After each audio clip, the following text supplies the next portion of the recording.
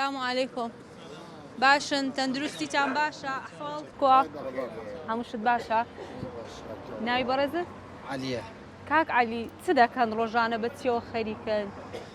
والله يا ماما شوية دكانات كينو كنا بصالات هو سكيلة لدوك لبستاني والله تري هايو تري بيتا لا والله خلاص ما خلاص خلاص بداخة والله الأشياء خان تري زور برهم دي أري والله مش هي زور بس هي بشت الشيخ خان دام تين نفيري لا الشيخان بس برهمة شديك بناو باندا خد بطاطا طماطا بطاطا كيشيرنا بطاطا بقال لون فرجنا خارج خبرات والله أولو من مزانية زمان سنم حزة بطاطا أنا داشتي نكفر عندي بطاطا مش أنا كليتيو شرايو باغندم بطاطا وطماطا وتريو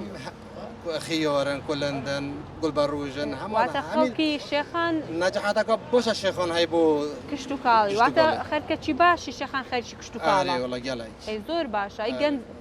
ديلا بظانم جندي الشيخان بتسيو خريكا يعني بشبه مجيلة بله خدي اما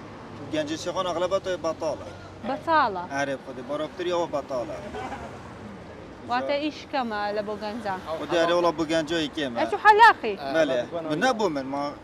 خواستني جاجنينم قالك بشويكي قشتي اريد ابو عمرو بيجي ما راستا هكذا بخبتني نبيتن راستا نابي بس شمال ابو اريد بيت ابو ام بيتن خر خالك ايكن وخر كردن وخر برات ايكن باشا كز ليرن يا دنجي خوش بيتن كسرانو بيجيتن نعم بس هاتك خوش خدي شيخان بوندي يا اي بس هاتك خوش خدي اما بسيارة بينا ميرا بكا بس هاتي خوش تحقي ببيرامير دنيا واش بس هاتي خوش سرات يا خوش بو مثلا فتيك كسقدنا كرديا خدي بالي خدي سيغوتي كابرا سيغوتي وتي برتي ديتي سقد بوا خدي جارك مسري بچيگه گيچيگر ايه مشينيگه خفيلت كر ايه من برچوي ساقات كر من صافحي دي بوچي وكن سريما دايكويل قال بوجد بو سري شبه كان بدنا بچيك برچي جانا